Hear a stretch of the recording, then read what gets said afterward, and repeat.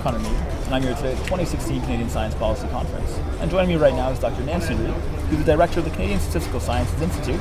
So thank you so much for joining us, Dr. Reid. It's a pleasure to have you here. Our pleasure to be here. Thank you for having me.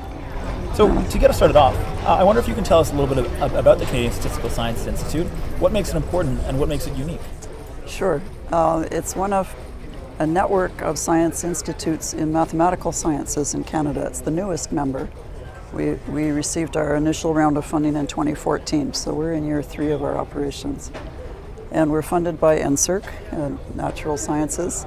And what makes it unique is we're building collaborations between statistical scientists and people who use statistics in their research. And we're building these collaborations from the ground up so that it's a real partnership between statistical science and science. So we have a number of team projects across the country. Right now we have 8 in things from fisheries science, wildfire prediction, risk management, atmospheric science. So those are some of the areas we're covering. Our newest project is in genetics and rare disease variants.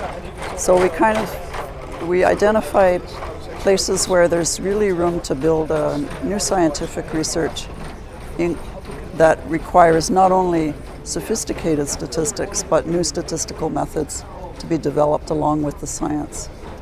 And we like the model because traditionally, well, for the last, say, 20 years, most scientists are drowning in data, right? We all hear about the big data movement.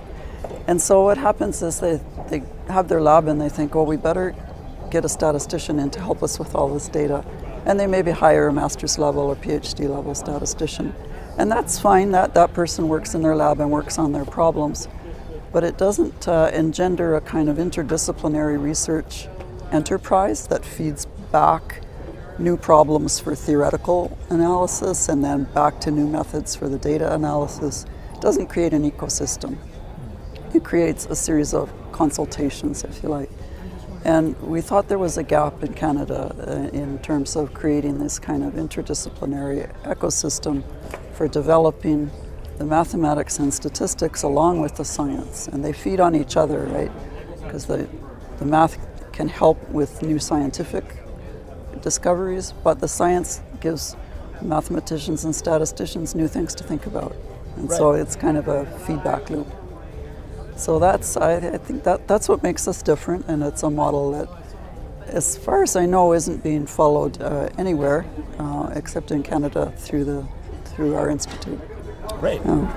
So what are some of the practical, valuable outcomes that either have occurred or you foresee occurring as a result of gaining access to new data sets and applying new research methods to them? So one example is a project that actually started before we formally had our funding for the Institute, and it involved bringing in statistical models into wildfire prediction so that the statisticians worked with the foresters and the forest fire people on the ground to take the model they were using that predicts the spread of the fire and introduce a kind of stochastic or random element to it to reflect the fact that these things have randomness in them.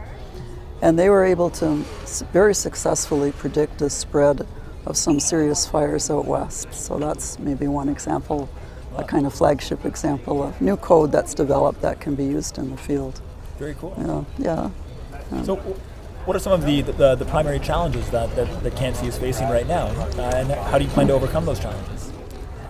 I think our challenge is building those connections takes time, and it takes a lot of energy on the part of the individual researchers, and they really need to be committed to building these relationships over the long term.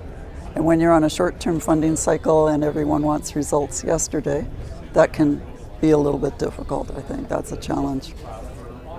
I think our other challenge is that we're small and not well known, and we'd like to get the word out because it's a good time for statistical science. There's a lot of demand for our students. There's a lot of demand for our postdocs. There's a lot of demand for academics in the field. And I think it's a very exciting time to be involved in this kind of collaboration. So I think that the potential is very large, but our challenge is to capitalize on that potential and make sure we ride or create the wave and not get drowned.